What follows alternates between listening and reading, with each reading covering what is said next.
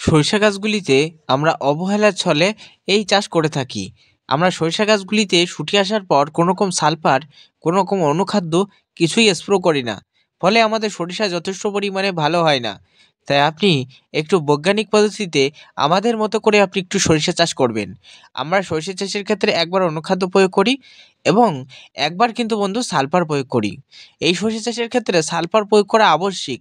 আমরা জমির মাঝখান থেকে একটা যাওয়ার রাস্তা তৈরি করি এবং ২ সাইডে যাওয়ার কিন্তু একটা রাস্তা তৈরি করে সেখান থেকে কিন্তু আমরা ব্যবহার করে থাকি।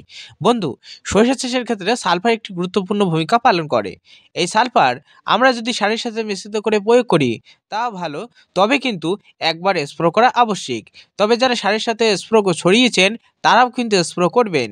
কারণ এই সালফার সরিষা চাষে যদি স্প্রে করা যায় তাহলে সরিষার দানা পুষ্টি হবে এবং এছাড়াও সরিষার আকার, গঠন প্রভৃতি ক্ষেত্রে ঠিক রাখবে। সরিষার উচ্চ ফলন দিতে সাহায্য করবে। সরিষার শুঁটি পচা, ফল পচা প্রভৃতি ক্ষেত্রে ব্যাপক হারে এই সালফার কাজ করবে।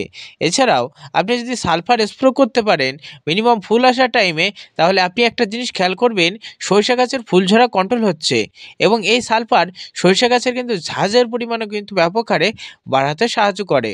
তাই আজই অবহেলা না, হেলাঢেলা না, কে কি বলল সেই কথায় কান না দিয়ে তুমি আজই সালফার ক্রয় করে নিয়ে আসো। সালফারযুক্ত সিস্টেমিক ফাঙ্গিসাইড বা সালফার সেটা ক্রয় করে নিয়ে এসে ১০ লিটারে মিনিমাম ১৫ ml জলে গুলে সরিষার জমিগুলিতে স্প্রে করে দাও। ভালোভাবে স্প্রে করে দাও। তাহলে এই প্রত্যেক সমস্যা থেকে সরিষা চাষে তুমি মুক্তি পাবে। তাই এরকম ইনফরমেটিভ ভিডিও পেতে অবশ্যই চ্যানেলটা সাবস্ক্রাইব করে রাখবে।